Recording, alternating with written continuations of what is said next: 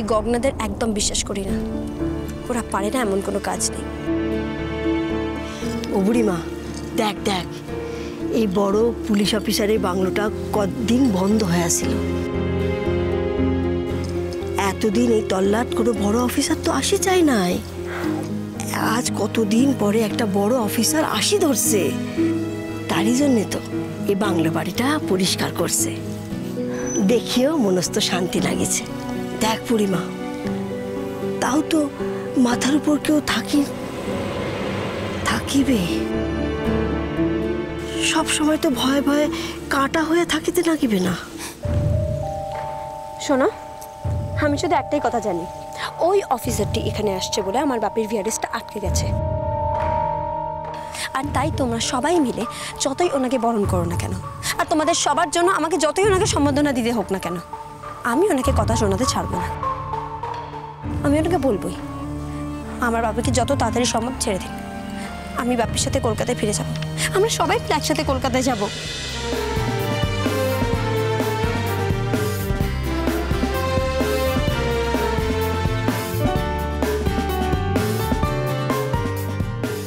দেখো দেখো দেখি আমার ছাওয়াটার বুদ্ধি। দিন রাত তুই একই কথা কওয়া ধরছিস বুড়িমা। ওই বড় পুলিশ অফিসার কি ছোটখাটো মানসি? ওই তোর কথা শুনিবে কেন? তুই ওর কাছে যাবারই পাবো না। কেন? আমি কেন পারবো না বলো? উনিও মানুষ, আমিও মানুষ। আমি কেন ওনার কাছে যেতে পারবো না? উনি যখন এখানে একজন বড় অফিসার হয়ে এসেছেন, তখন আমাদের কোথায় প্রবলেম হচ্ছে কোথায় হচ্ছে না সেটা তো না জানা উচিত। আমরা বলবো আমাদের অসুবিধার কথা, আমরা বলবো যে বাপি এখানে থাকছে বলে আমার অসুবিধা হচ্ছে, আর উনি সেটা শুনবেন। আচ্ছা আচ্ছা, হয়েছে হয়েছে বুড়িমা, তুই আর কিছু কবার যাস না বুড়িমা। মানসিটা নয়া আইছে, আগত দাদার কাছে যায় শুনো মানসিটা কেমন, তারপর আর ভাবা যাইবে। ঠিক আছে বুড়িমা? বুড়িমা দাদা শুনি পাইলে খুব রাগ করিবে। হ্যাঁ স্যার, সব রেডি আছে। আচ্ছা, ওই যে ফুল টুল দেওয়ার ব্যাপার আছে সেগুলো সব রেডি আছে তো? আমরা কিন্তু এসে গেছি। হ্যাঁ স্যার, সব রেডি আছে, এবং নাচের মেয়েরা পর্যন্ত রেডি হয়ে আছে। আপনারা এলেই অনুষ্ঠান শুরু হয়ে যাবে। গুড গুড গুড, আসছি, আমরা এসে গেছি, রাখছি। আচ্ছা বুড়িমা, আমার কথা বুড়িমা, আজ কোন সকালবেলা দাদা বেড়াইছে? বড় অফিসারও সুন্দরপুরীতে নিয়ে আসবার জন্য, এলাও তো আসিল না। এতক্ষণে তো আসি যাওয়ার কথা বুড়িমা, এলাও আসিল না কেন বুড়িমা? স্যার, এতদিনে বুকে একটু বল পাচ্ছি স্যার। এই অফিসারকে দেখে মনে হলো যে উনি খুব কড়া লোক। নতুন হতে পারে, খুব সহজ লোক না, আর চ্যালেঞ্জ নিতে খুব ভালোবাসে।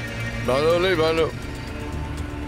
সমস্যাটা তো শুধু গগনা নয়, গগনার মাথার ওপর ছাতা ধরে আছে যে নেতাটি, সে তো এই ভদ্রলোককে কম প্রভাবিত করার চেষ্টা করবে না। সেই প্রভাবটা কতটা কাটাতে পারেন ভদ্রলোক, সেটাই হচ্ছে আসল কথা। অনেক তো দেখলাম, আজকাল আর হঠাৎ করে কোনো ভরসা পাই না। তবে হ্যাঁ, ইয়াং ব্লাড, এদের ভেতরে কাজ করার একটা জোশ থাকে। দেশের জন্য মরতে হয় মরবো গোছের একটা মনে জোর আছে। এইটাই আমাকে একটুখানি আমার ভালো লাগছে। একটা বিষয় আমার এখনো মনে হচ্ছে যে এই ভদ্রলোক কথাটা কম বলেন তো, রাজবাড়ির লোক। আমার মনে হচ্ছে যে কথার চেয়ে কাজটা বেশি করবে, এটাই আমার সবচেয়ে বেশি মনে হচ্ছে। হ্যাঁ স্যার, যা বলেছেন স্যার।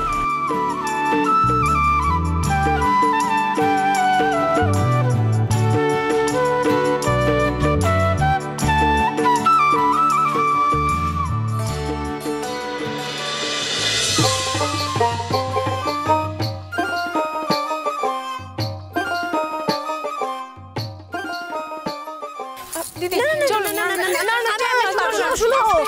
আমি পারবো না। নাচিরে নাকি চল না। অফিসারও কি সব দিবে টিবে, ও আর নাচলে কি করে হবে? অফিসার তো হলে আসছে না, অফিসার তো আসতে অনেক দেরি হবে। হেমন্ত দিদি নাচছে না কেন? তোমরা চুপ করবে? আমি যে এখানে এসেছি এটাই অনেক বড় কথা। তোমরা সবটা জানো, এর চেয়ে বেশি তোমরা কেউ যদি আমার থেকে আর কিছু আশা করেছো, আমি কিন্তু বাড়ি চলে যাবো। ঠিক আছে ঠিক আছে, ও কেউ নাচিবার কবু না, ঠিক আছে।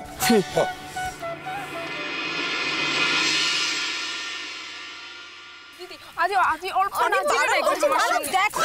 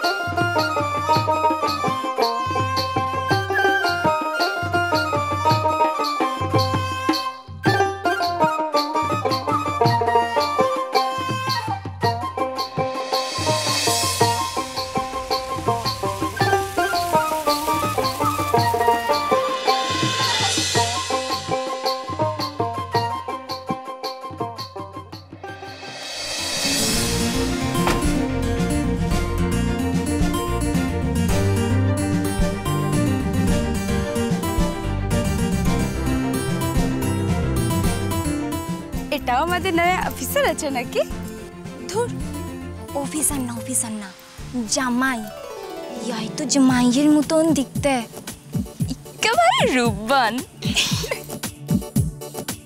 তুই কি আর গলাত মালা পরাবো ইমন? পাগল নাকি? তোদের মাথা খারাপ হয়ে গেছে? তোরা কি সব বলিস না? সত্যি দেখলে চোখ জুড়ায় যায়। এখন বয়সে এত বড় অফিসার, হ্যাঁ কি করে হলো রে বাবা?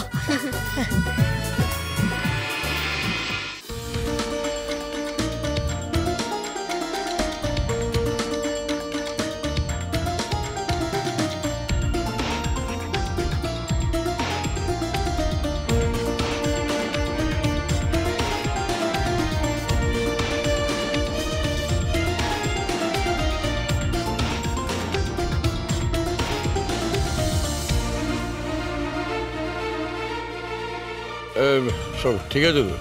হ্যাঁ স্যার, সব ঠিক আছে। আপনি শুরু করলেই বাকিটা আমরা করে নিচ্ছি।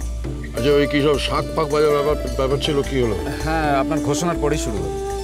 ও ভালো কথা। ওই বাংলো রেডি আছে তো? মানে সমস্ত বোঝাস করা আছে, সব কিছু রেডি তো? হ্যাঁ স্যার, সব রেডি আছে। ওই কেয়ারটেকারকে বলে দেবো। স্যার, উনি মঞ্চে উঠে গেছেন, যদি মাইকটা আপনি কাইন্ডলি ধরেন তাহলে। হ্যাঁ হ্যাঁ হ্যাঁ।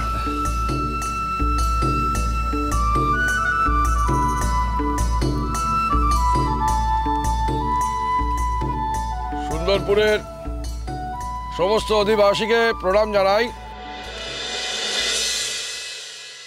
আজ আমাদের মধ্যে এই সুন্দরপুরের মাটিতে একজন নতুন মানুষ এসেছেন, মহামান্য রণজয় চ্যাটার্জি।